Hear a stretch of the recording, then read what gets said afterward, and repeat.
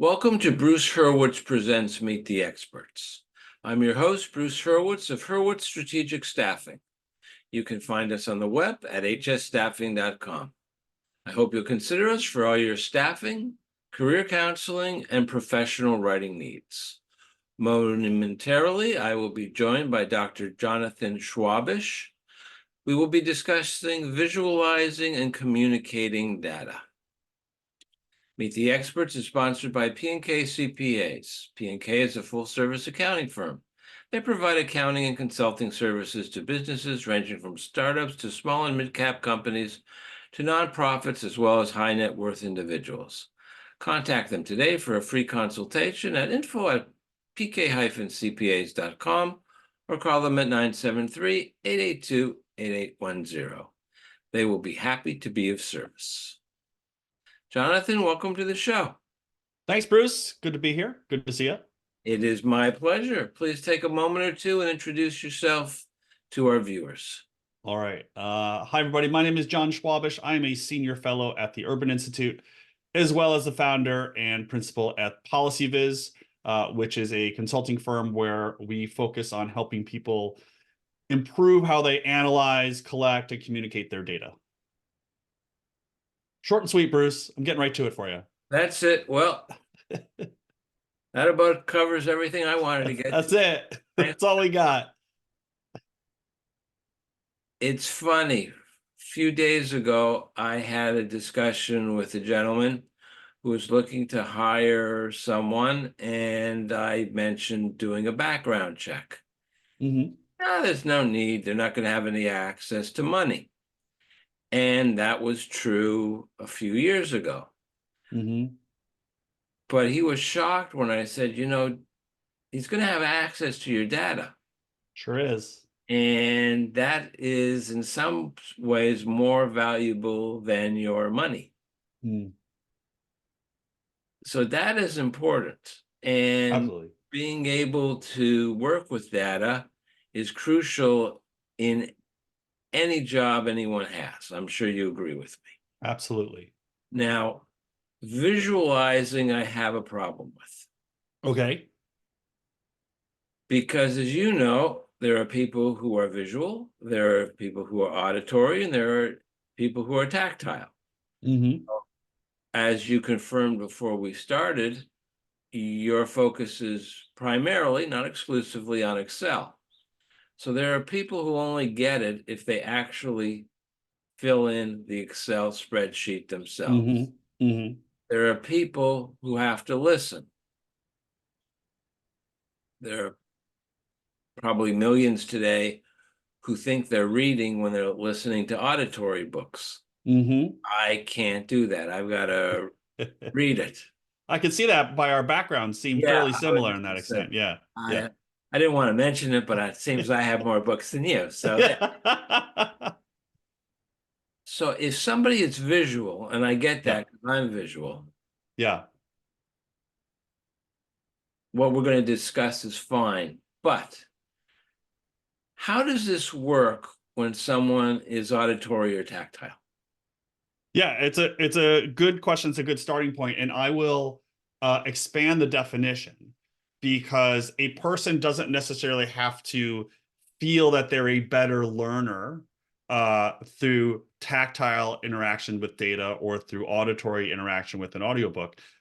They might be blind. They might have other vision impairments. They might have motor impairments that don't enable them to very simply use a mouse, right? Where they have to use a keyboard, right? Or hold the phone the way many of us just hold our phone in our hands. And so we can think about interactivity with data and with data visualizations broader than what I think many of us just take for granted, which is I'm looking at a website, I'm looking at a spreadsheet in Excel or Google on my computer. And so I'll just make this fairly quick and fairly easy, particularly for people who have vision impairments. This is a good example. So what many people do who have vision impairments, and this could be low vision, it could be blindness, it can be depth perception issues. What many people will use to navigate the internet is something called a screen reader. And a screen reader does exactly what it sounds like. You go to your favorite website. Say you go to the New York Times, you click the screen reader, turn it on, and literally what it does is it reads the text on the screen in front of you. And the question when it comes to graphs and charts is, what is the screen reader going to do when it gets to that image, that picture of that bar chart or that line chart? And it depends what the creator has done and what the website is going to enable. Now, if you just take a picture of your graph and you put it online, what the screen reader is going to do is it's going to come to that image, and it's going to do one of several things depending on the screen reader the person is using. It will either just skip over that, which is not helpful, or it's going to read the name of the file. So if you've named it figure 1, that's also not particularly helpful. And so what we can do on our visualizations or in our visualizations on our websites is add something called alternative text or alt text, where we actually describe what's going on in the visual. So the person is as you mentioned, just reading a book through an audiobook. Same way, the screen reader reads out the first few paragraphs. It comes to that bar chart, and it says a bar chart of the unemployment rate between January and March 2024. And there are lots of models for ways in which people write this alt text. But I would say that people can learn in different ways, but we also need to think about the accessibility issues in different ways. And I'll give you one more example before I let you keep peppering me with questions. To the tactile piece, I'm doing an interesting project at work right now, where every week I go in and I set up a different physical data visualization project. And many of the ones that I set up are fairly simple. So I did one, I'm doing one right now where I give people stickers, and there's 10 columns on this big piece of paper listing all the major streaming services. And I ask them to put a sticker on the services that they're subscribed to and how much they watch each one. And so they actually have to take that sticker and they have to put it on the piece of paper. I've done one where people have to tie strings between nails. And so you can work with data in the physical tactile world. And the easiest way to think about that for most of us is a museum. Museums are an amazing, rich place that curators, museum exhibitionists, librarians are creating visualizations in real space where people touch them, play with them, do things with them. And what's fascinating to me as I talk to companies in this space is they are thinking about, okay, I'm going to create a digital screen and it's going to have some exhibit and people can touch it and you can play with it. Well, I think for you and me, Bruce, probably just like I think our instinct would be, well, I'll just put a TV in there. Well, that might be fine, but what if you are trying to get to a 6-year-old kid? Right now, you need to think about how high can they reach? They can't reach as high as you and I. What about someone in a wheelchair? They're not going to be able to reach that high. So there are lots of considerations about visualizations for different needs and different types of users. And so while I think the word data visualization has that root visual in it, I think there is a broader way to think about how we can communicate data to different types of users and different types of audiences. Now, I understand I think everybody's seen an Excel data sheet, which is just numbers. Mm-hmm. It's kind of hard to visualize what it means. And then if you bother to learn how to do it, or if somebody else has done it for you, those numbers magically become a pie chart or a bar graph. Mm-hmm. And then you can visualize. Mm-hmm. Is there any way to visualize a series of numbers other than to have somebody get up and in a monotone voice, because they always have monotone voices, tell you what you're looking at? And then you fall asleep, you wake up, you wash your face, and you say, I'll never get this hour back in my life. Right.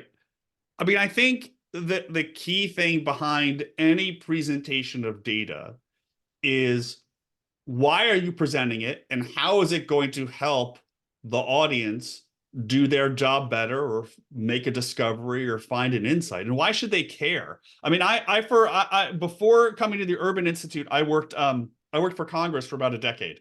And this was during the 2000 early 2000s period. And we did a lot of healthcare cost growth estimates. And let me tell you something, Bruce. Estimating growth and healthcare costs is not the most exciting work in the world. I got to tell you.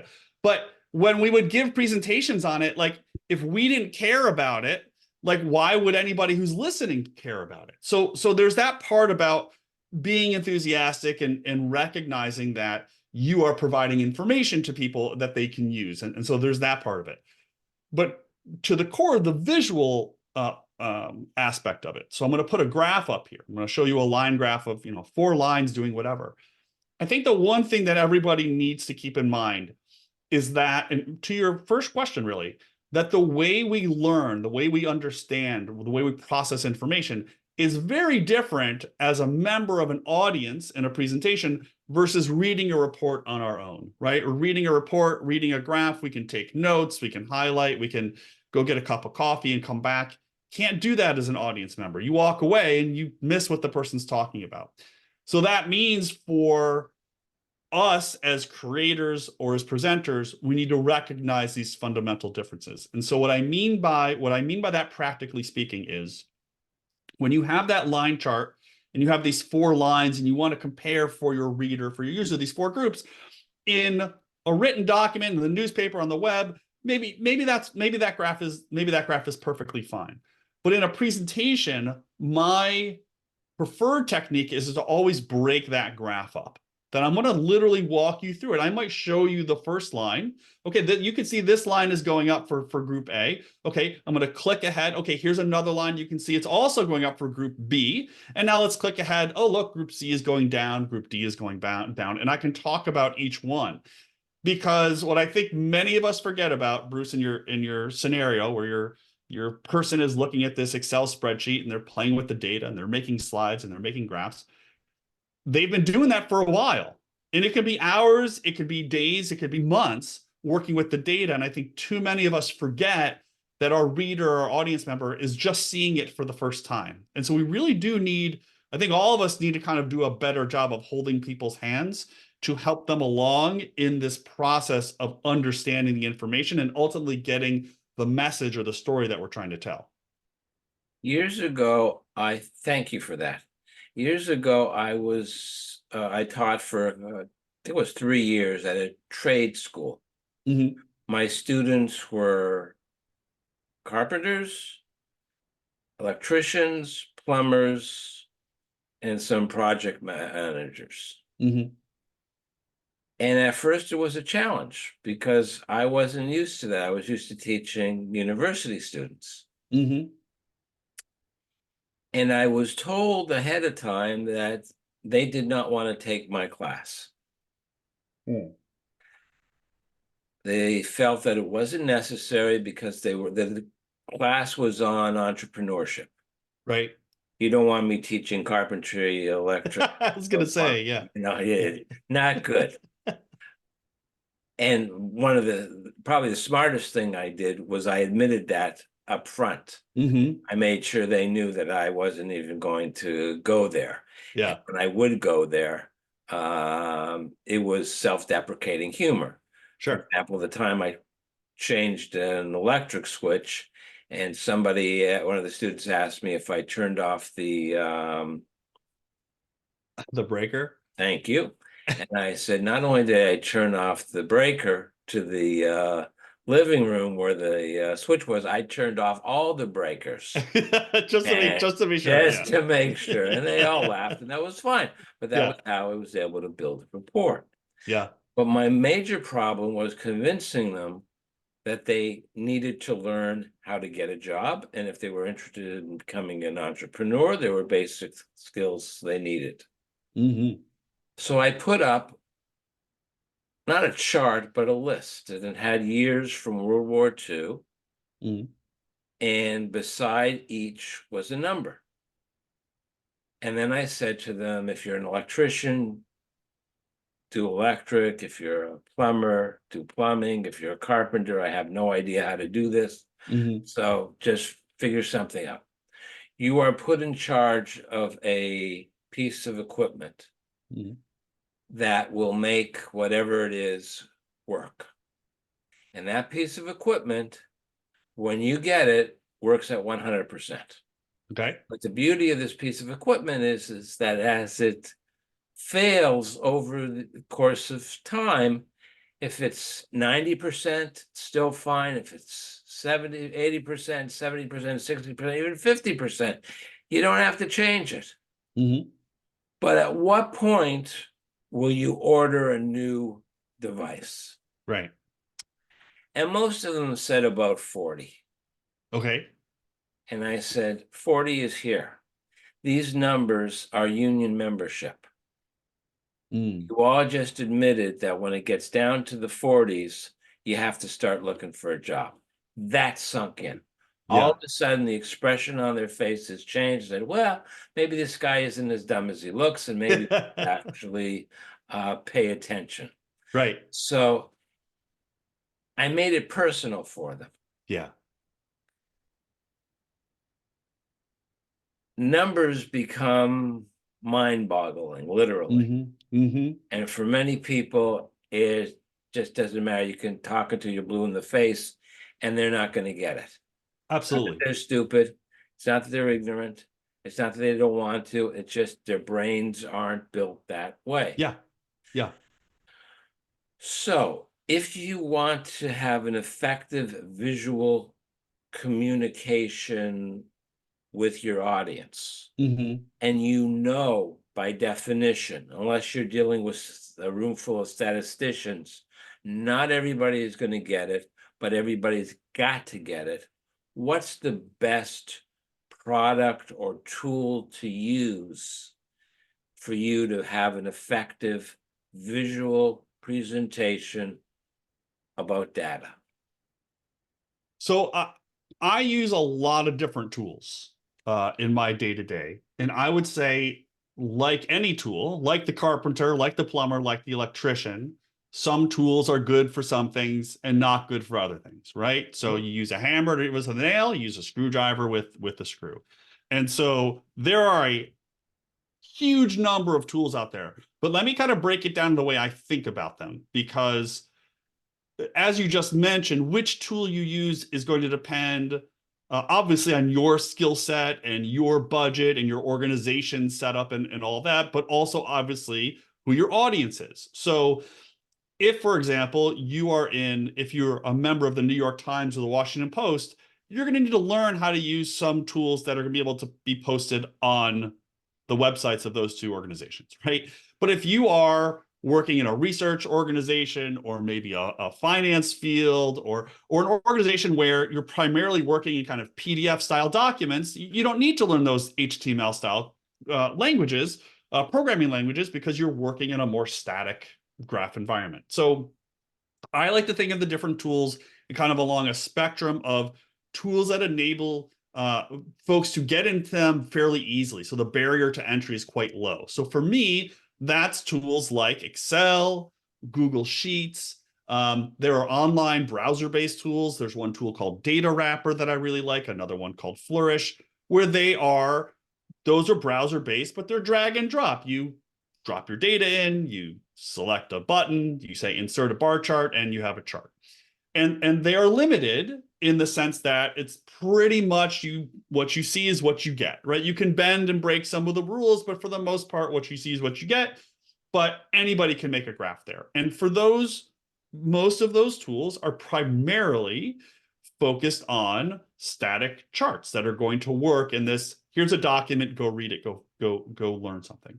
On the other side are tools that are primarily programming languages, and currently those programming languages tend to be a language called R, a language called Python, and another one called JavaScript, and there's a specific data visualization one called D3.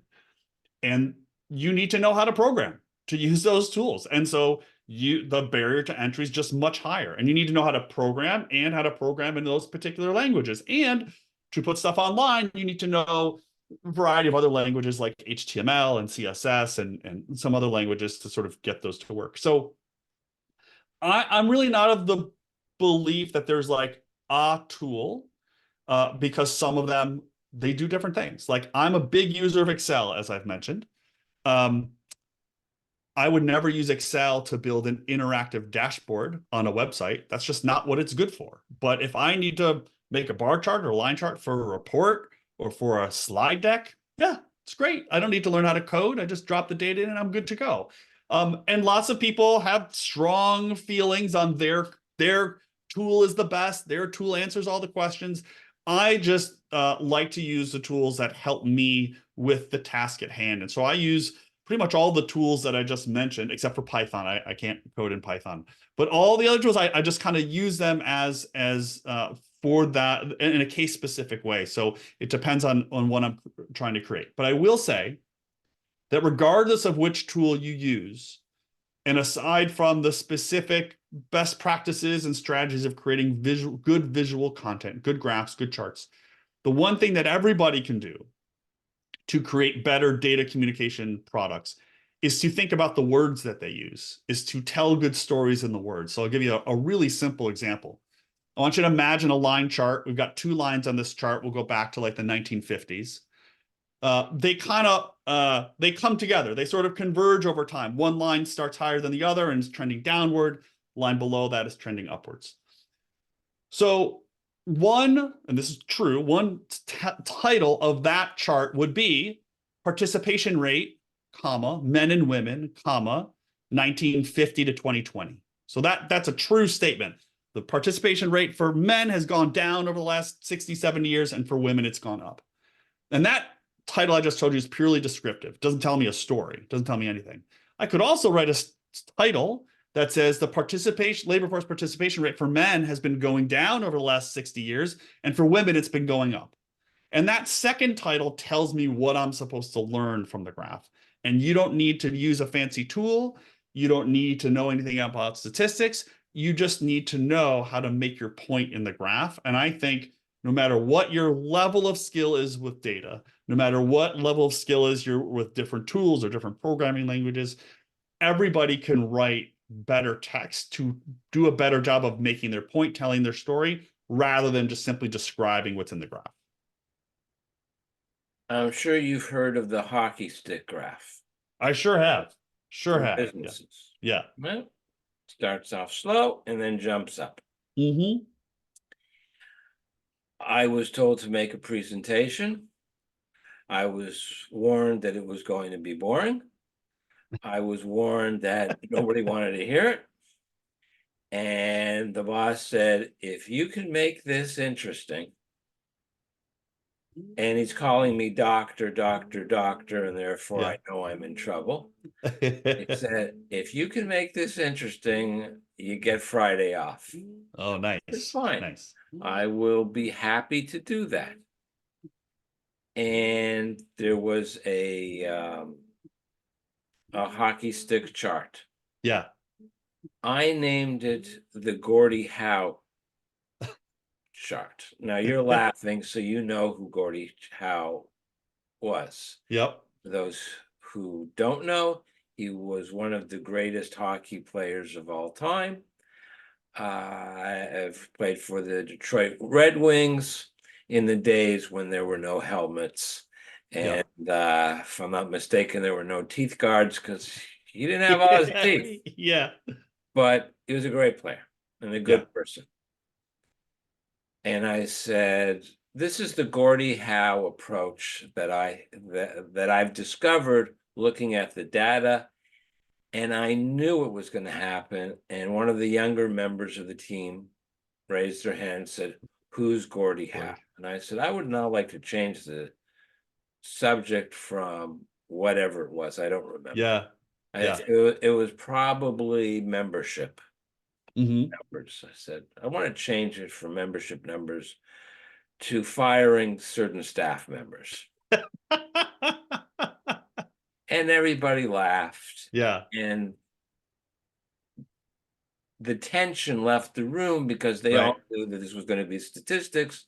And as you know, there are 3 types of statistics. There are statistics. There are lies, damn lies, statistics. Yep. Now, I did this totally by accident. Mm-hmm. I can't pat myself on the back for it because it just came to me, didn't plan it. Right. It's worked. What is the importance? You know, you said storytelling, and that was how I was planning on concluding this. What is the importance of not only making it relevant to people, being able to tell a story that they can appreciate, Mm, but also making it funny? Because people don't yeah. think statistics are funny. No, they don't. Yeah. I mean, funny is difficult. You mentioned earlier that you sort of did like a self-deprecating joke at a talk. That's Sure. kind of how I approach it. I don't want to tell jokes. You don't, I mean, I'm not a stand-up comic, so I don't know how things are going to land. So you can sort of test it over time. I've given a talk the last few months where I have this sort of like jokey thing about data viz at the end, and I've given this talk 4 or 5 times, and I always want this joke to land, and Yeah. it just doesn't work. So I'm like, now I've started cutting it out, which is it just doesn't land. But I think the story part and making it accessible to people in their own lives is the key, and that's why I think a lot of things that you see in the data visualization space online will ask you to type in your zip code or your town. There's a recent one from the Washington Post about how spring has been coming earlier across cities in the United States. And it has this, your sort of standard news story. And then at the bottom, it says, okay, put in your city or put in your zip code, and it localizes it for you. And so I think that personal piece is really powerful because people then see themselves in the data. And I think that's a way to make data relatable and make data better understandable. The funny part is tricky. Uh, So, we would do the Alexander Ovechkin now down here. I'm outside DC, so we would do the Alexander Ovechkin. But yeah, I'm with you. I stick kind of the self-deprecating stuff that if you can't make fun of yourself, you shouldn't be making fun of other people. And so that's where I kind of start. But to the core of this, I think when it comes to helping people connect to the data, it's about figuring how you can help them see themselves in the data. And once they can see that, they can see their family, they can see their experience, they can see their community, their school, their neighborhood. That's when they start to realize how important this thing that they are looking at can be. Before I really started ghostwriting speeches, I Mm-hmm. realized that once I gave someone a speech, and even if it was and they believed it was the most brilliant speech since the Gettysburg Address, they Yeah. could blow it. Mm. So I chose stand-up comics. And I went to YouTube and I started watching stand-up comics. And the Yeah. best by far was Johnny Carson. Not because he was the funniest, but because he handled failure so well. Yeah. When the Yeah. joke didn't work, he had 1,001 Yeah. comebacks. Yeah. And they say that there's no lonelier place in the world than standing on a stage, and it's happened to me, Yeah. and you tell a joke and there's nothing, Nothing. nothing. And it's Yeah. true. Yeah. So I would steal from Carson Yeah. That's and good. I would get out of it. Yeah. And if I knew the joke wasn't going to work, but that my comeback would, I would still You tell the stick joke. it in there. Yeah. Yeah. That's You know? good. Yeah. But we're almost out of time.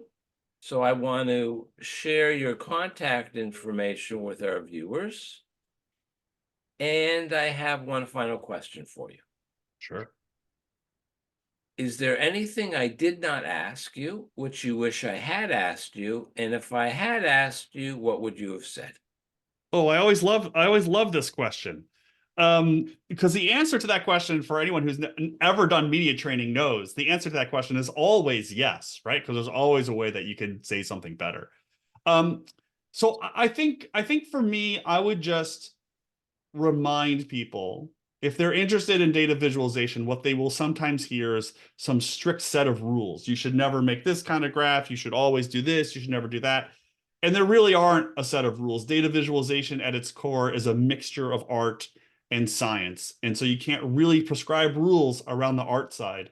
And so there's a lot of flexibility and freedom to be creative when you're communicating your data. And so I would discourage people from trying to subscribe to specific rules and think about the practice of communicating data as more of a creative process rather than following a strict set of rigid rules. Jonathan, I personally have enjoyed this conversation immensely. You provided a wealth of information on my behalf and on behalf of our viewers. I thank you. Thank you, Bruce. I appreciate being here. My pleasure. I'm Bruce Hurwitz. Thank you for watching. And as always, please stay focused on success.